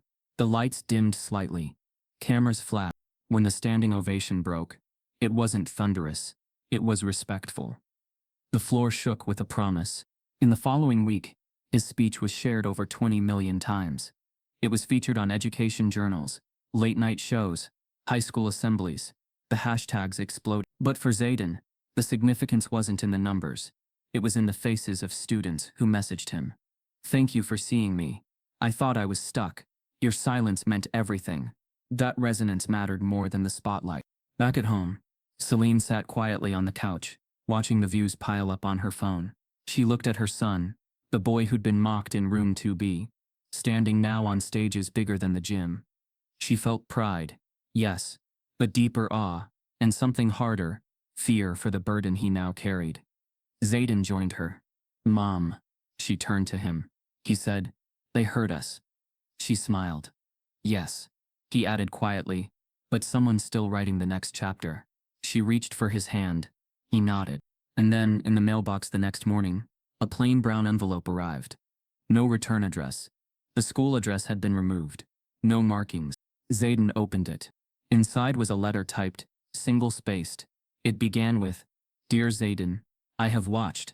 I once taught. I once failed to see. It was signed TD. The name meant almost nothing. But the words meant everything.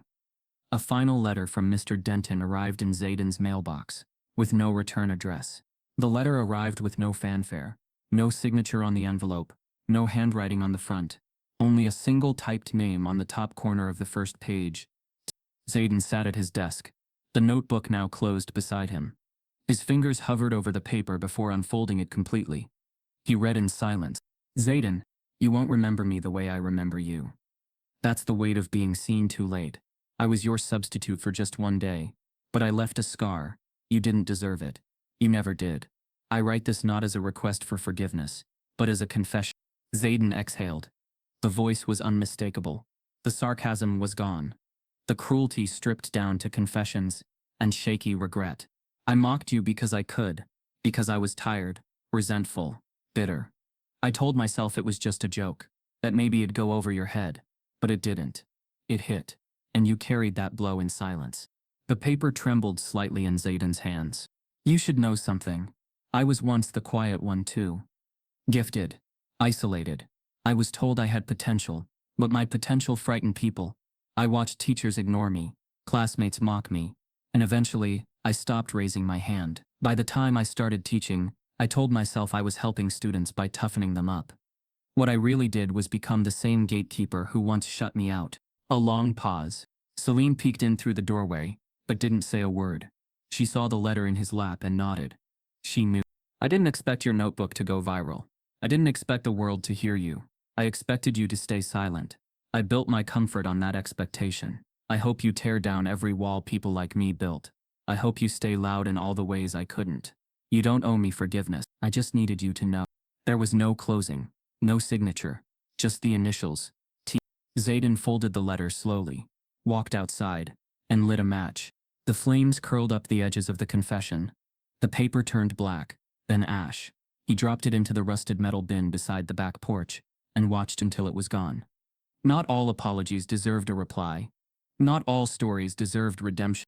Some were just meant to end. As summer turned into fall, Zayden prepared for his next chapter.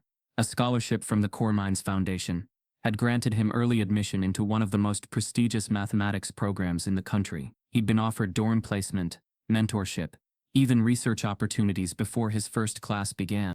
The town called him a local hero. His story was presented in classrooms, dissected in articles, used as the gold standard for what education reform should look like. But Zayden knew the truth. He had survived the system, but not because it worked, because it was cracked, and he slipped through the fracture. The scars still pulsed beneath the praise. The hallway outside his old classroom was now decorated with murals and quotes from his summit speech. One, in bold black paint, read, "Silence was never a weakness. It was survival." Until survival wasn't enough. But for Zayden, it wasn't about legacy. It wasn't even about revenge. It was about memory. About never letting the next quiet black boy be overlooked, misjudged, mocked, or erased. He packed his bag with clothes, notebooks, and a framed photo of his mother. But he left the medal the district had given him. It still smelled of pee. Celine stood beside the car, tears in her eyes but steel in her spine. "You were never invisible," she whispered. "They just didn't know how to see you." He hugged her tight. "Now they do." The campus was louder than he expected, full of life, laughter, protest posters, and late-night study groups that spilled into common rooms. His dorm was modest, clean, and overlooked a small courtyard. His roommate, a lanky kid from Chicago, recognized him immediately. "You're that Zayden, right?" Zayden just smiled. "I'm a Zayden." But even in this new space, he carried the old weight. At a student panel during orientation week, he was asked to introduce himself. He stood, paused, then simply said, "I'm here because someone expected me not to be." It was enough. Back in Tennessee, the Maple Creek Middle School bell rang for the first day of the new school year. New faces filled the halls. Some of the old teachers had transferred. Others stayed, now cautious and overly polished. But room 2B remained. Same faded posters, same uneven blinds, same creaky chair in the back row. A new teacher now sat behind the desk, a woman named Miss Claire Jordan, young, determined, and recently hired after moving from Atlanta. She knew Zayden's story, had followed it during her credentialing program, but what she didn't know was that history had a way of repeating itself. In the third row against the wall, a boy named Malik Simmons sat quietly, eyes down, notebook open. He didn't raise his hand, didn't speak, didn't flinch when others laughed too loudly, or the teacher's questions zipped past him. But inside his notebook was something extraordinary. Not calculus. Not unsolved formulas. Poetry. Pages and pages of it. Stanzas that wrapped around metaphors like armor. Verses about flight, fear, and the color of invisibility. He had never shown it to anyone. Not yet. But Miss Jordan noticed the way he gripped his pen. The way he rewrote a sentence 4 times before moving on. The way his eyes scanned every word on the board like they weren't enough.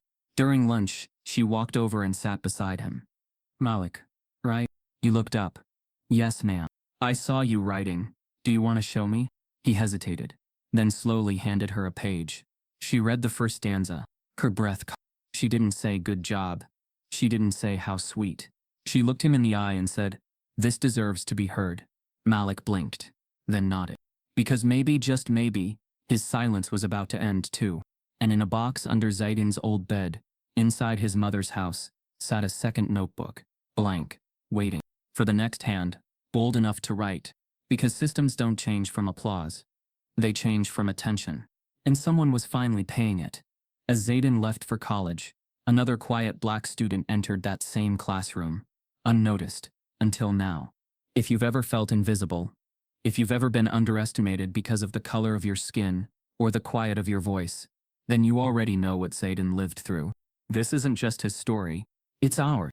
Type yes if you believe every child deserves to be seen. Subscribe if this broke your heart and opened your eyes.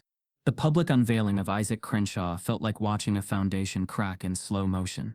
Crenshaw, the local tycoon whose name was on every scholarship plaque, every excellence in education banner, and every gala photograph, had long presented himself as a benefactor of the community. His personal foundation donated millions to the school district. His construction firms funded sports fields, and his family name adorned the auditorium lobby at Maple Creek Middle School. But behind that philanthropy lay a system built on silence, erosion, and prejudice. The documents surfaced by the whistleblowers revealed what many had whispered for years. Crenshaw wasn't just generous. He was protective. Protective of his comfort, his status, and the social order that benefited people who looked like him. In those internal memos, his name appeared not as a casual donor, but as an architect of suppression. In the hushed corridors of Maple Creek, Principal Reed still carried the weight of the board's wrapping. We need to protect the legacy. Legacy meant the glossy facades and the heavy checks. But for students like Zayden Holloway, legacy had meant invisibility. In a private email, board minutes quoted Isaac, "We cannot allow unauthorized brilliance to become the headline. It threatens the brand." Celine Holloway first heard the name Isaac Crenshaw in a quiet meeting at the district's legal office. Her lawyer slid a file across the table and pointed to the pages. "His name appears here," repeatedly. Her voice trembled. "He built buildings for the school, paid for banners, sponsored the board dinners. But now we know what else he built. Gateways that only open for some." Zayden listened from the doorway. He didn't speak when her voice cracked. He stood still, arms at his side, absorbing the revelation with a calm that unsettled everyone in that office. Because the man who helped build the school's athletic wings had also helped build the walls around Zayden's classroom opportunity. The newspaper headline dropped the next morning. Crenshaw Foundation linked to decades of student suppression in district. The article went on to detail internal meeting notes, contributions tied to board approvals, and how Crenshaw's influence shaped the district's quiet culture. Donors seldom demanded visibility, but somewhere along the line, Crenshaw's name became synonymous with an unspoken message: excellence is encouraged only if it fits the mold. When students at Maple Creek read the article, their reactions varied. Some exclaimed in disbelief. Others glared at the portraits of Crenshaw in the trophy case. One student tweeted, "He funded the gym, but he funded the silence too." The hashtag Jen Crenshaw Archive began trending locally, and for Zayden, the world shifted under his feet. That afternoon, he walked to the auditorium, where a plaque bore Crenshaw's name, beneath the words, "In gratitude for visionary leadership." He ran a fingertip across the polished surface. The metal felt cool. The letters gleamed. But Zayden felt something inside him crack. He leaned his forehead against the plaque.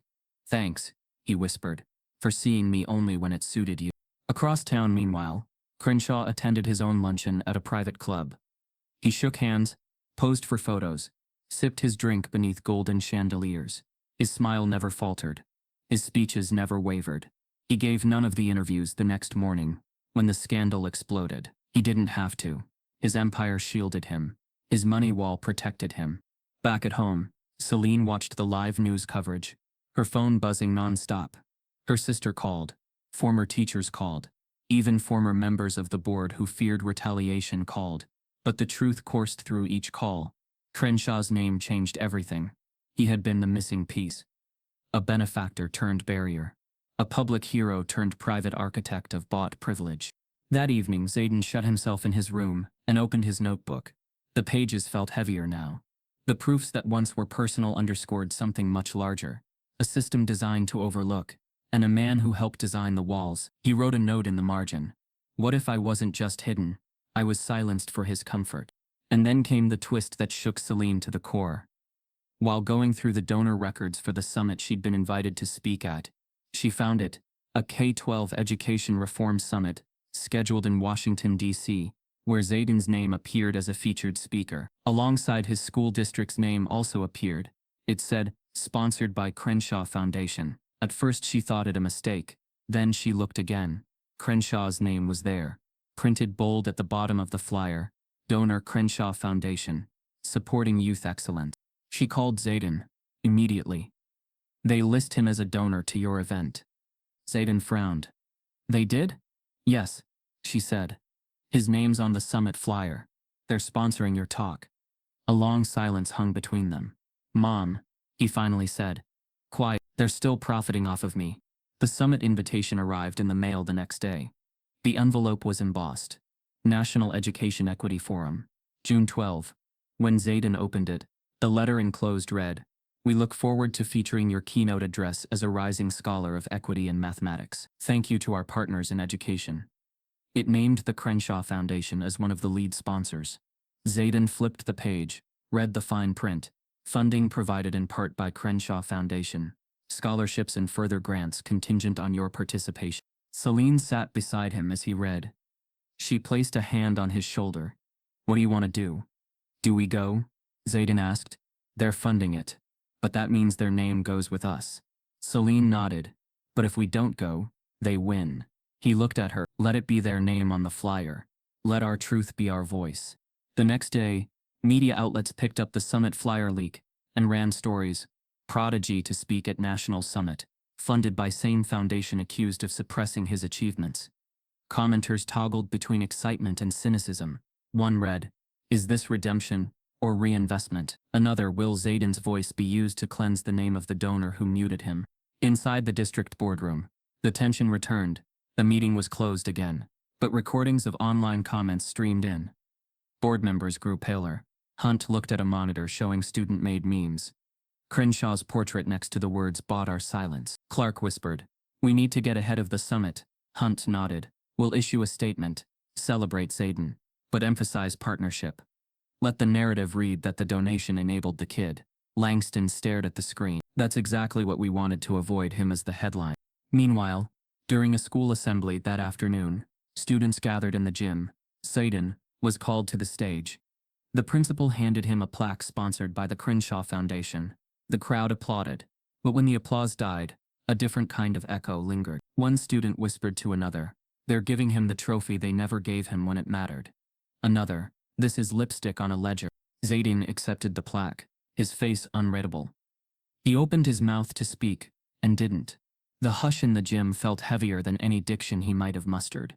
He placed the plaque aside and stepped off the stage. The room rose in applause again, but for him it was hollow. He moved straight toward Emily, who stood at the back of the gym, nodding. She greeted him quietly. "Looks like you got the keynote." He nodded. "Yeah, with their name in the fine print." That night, as he lay in bed, he looked at the plaque on his dresser, beside his notebook still protected in a safe under his bed.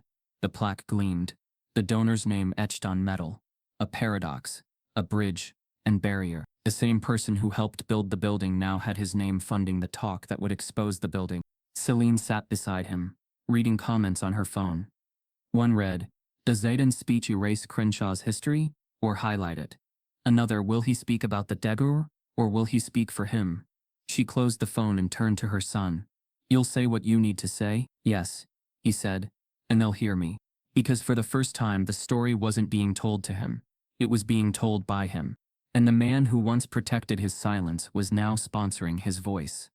Zayden was invited to speak at a national education summit, with Crenshaw's name on the donor list.